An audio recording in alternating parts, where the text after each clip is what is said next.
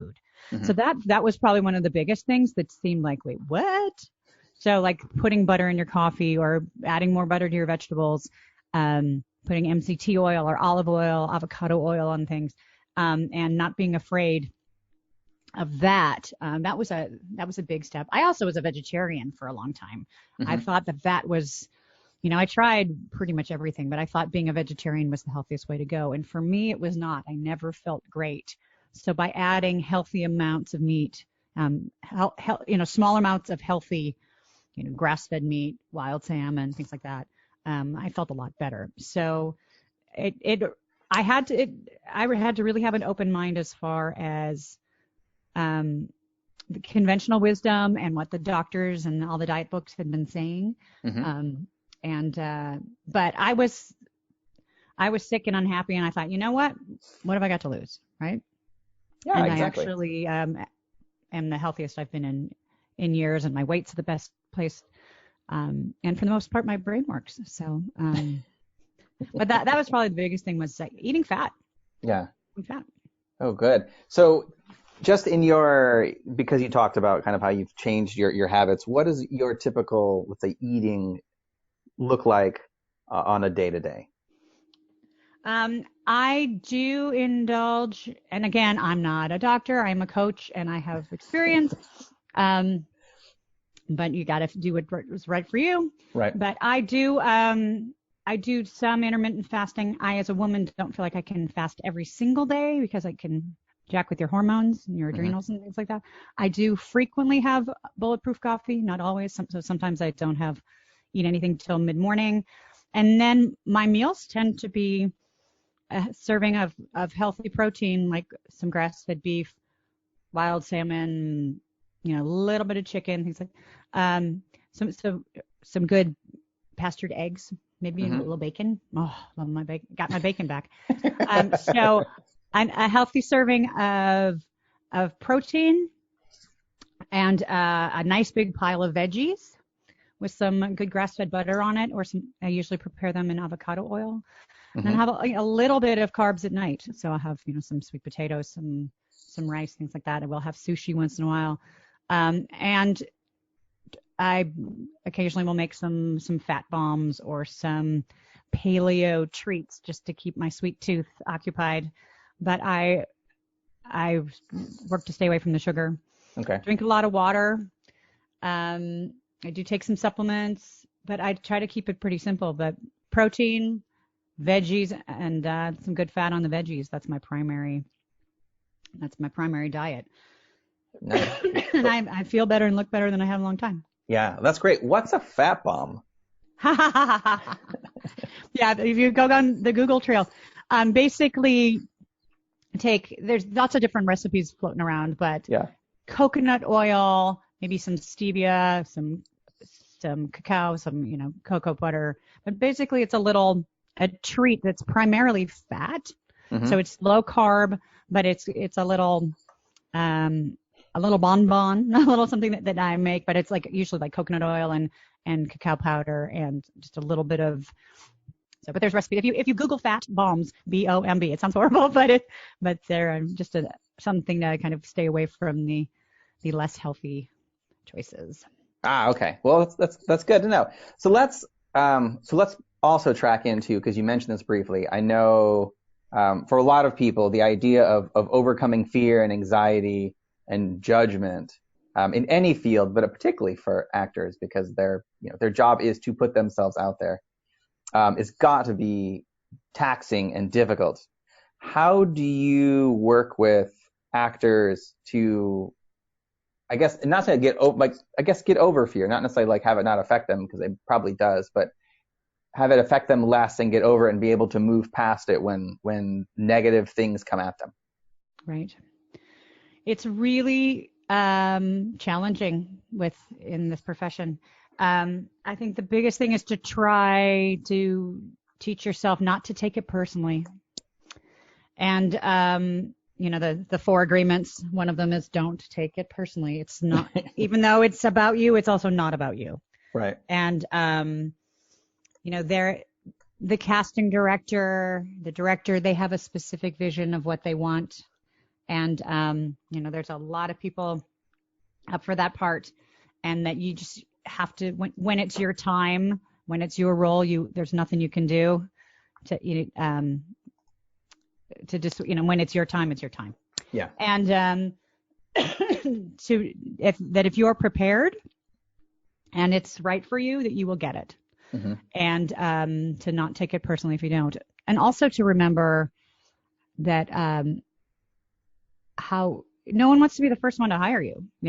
There's so much money and so much invested in this that they it's to take the leap. You really have to put in your time and prove yourself. It takes a long time to convince them that you're worth taking the risk on and investing everything in you. Mm-hmm. Yeah, so I guess with that, you brought up a very interesting point, because that's in a lot of industries where, a lot of young professionals coming out are like, I have just as much talent, but I'm not getting hired. And oftentimes that is correct. Like, it's people are investing millions and millions of dollars in these productions, and there's very few of them who want to take a risk on somebody new. So how do you then advise people to kind of approach their career so they're increasing their chances of getting some of these bigger opportunities? Right.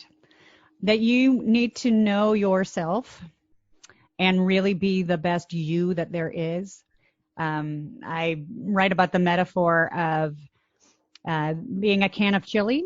Mm-hmm. And that if you are chili and you are chili with beans, that you should represent yourself as the best chili with beans that you could possibly be. You're not filet mignon, but you're also not dog food. And really embrace your chili with beans-ness.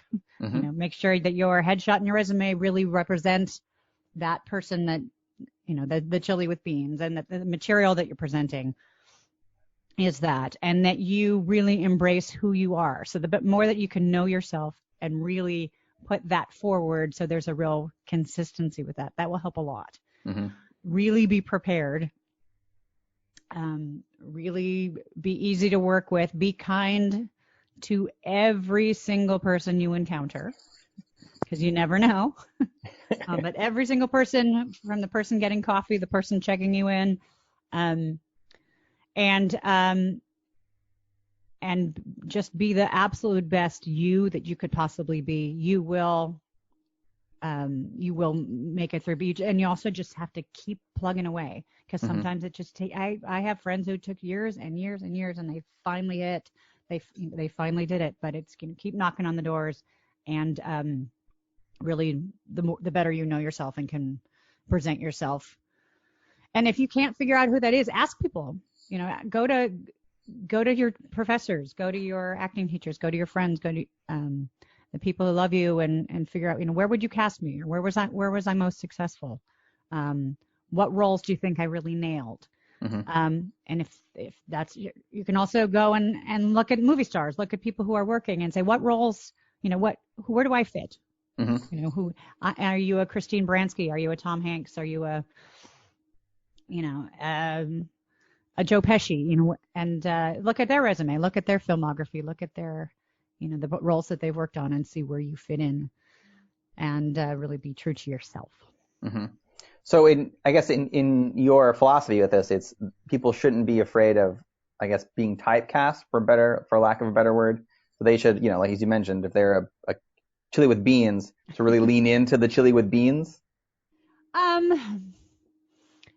Gosh, yeah. I mean, you can fight it if you want to, and of course, everybody has range, and everybody can do more. But the reality is, casting directors are looking to try to figure out where to fit you. Mm-hmm. And the more that you can realistically embrace where you fit in type and food chain, the more successful, the easier it is to cast you. Mm-hmm.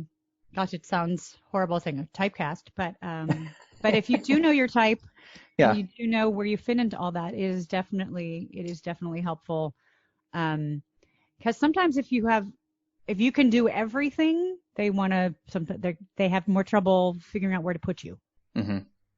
So I do think the more that you can know your type, and yes, of course you can do things beyond that, but the more that you can know where you fit in, and if you do fit into a type, the easier it is to cast you. Yeah. I do think so. Okay. So what I find interesting, particularly about your journey, is so you started off as an actress and you were a working actress, and at some point you decided this is not it. This is not what I want to do. I need to go do something else. And then you switched careers and then came back to it. But I want to talk about that time when you decided that you had had enough and that this was no longer what you wanted to do. So what was that like and that experience like? And what made you ultimately decide that you no longer wanted to be an actor? I stopped acting because it was hard. And I wasn't happy. Mm-hmm. And I think one of the things that I learned when I went back to it after doing a bunch of other things is a lot of things are hard. Work is hard. Jobs are hard. Everyone's like, oh, acting is such a hard life. And yes, it is, because you're always looking for work. Mm-hmm. It's not like you get a 9-to-5 job and you just stick with it and you just show up every day. Our job is looking for work. That's Mm-hmm. that's the job part. But I had the realization that a lot of stuff is hard. Working in the Hollywood business side of things is hard. Serving French fries at McDonald's can be hard. Waiting tables is hard. Being an accountant is hard. Work is hard. And that's why they pay you money. Mm-hmm. And so I went back to it knowing, yes, it's hard, but a lot of things are hard. Mm-hmm. Having tried a bunch of other stuff. And I also came back to it because I missed it, and I do enjoy it, and I do think it is part of my DNA. Mm-hmm. I just came back to it as a much healthier, more mature, more balanced person. And that I was there when I came back to it, I was there by choice and not by, this is what I always said I would do. Mm-hmm. I don't know. I felt like I didn't pick it the first time around. And so coming back to it by choice was just different. Mm-hmm. But yeah, it's hard. And, there's a lot of advice that if there's anything else you can do, you should. Michael Shirtliff, I think, is like, if there's anything else you could possibly do in the world, do that. And I think that's a little extreme. And there are, but I also, when I went back to acting, I didn't just go back to acting. Mm-hmm. I'm coaching. I'm a mom. I've got a family. I'm writing. I'm teaching a lot. I'm speaking at universities. I'm working with a lot of students. And so again, like I said, I'm not putting all my eggs in the acting basket. Mm-hmm. But I needed a break. It is challenging, and it can wear you down. And I hadn't read my own book yet. I hadn't read the Resilient Actor yet. I wish I had it. Excellent.